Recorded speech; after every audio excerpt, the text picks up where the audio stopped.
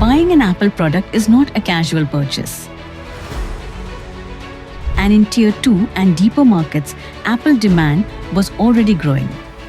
But local availability did not always mean local confidence. For a high-value purchase, people needed to know which sellers were genuinely authorized. So many still traveled to larger cities, not just for the product but for certainty.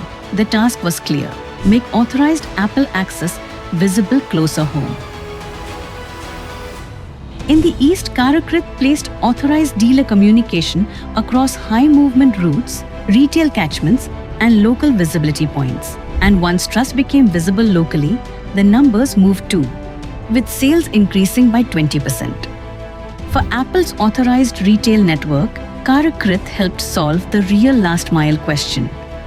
Not where to buy, but whom to trust. Karakrit.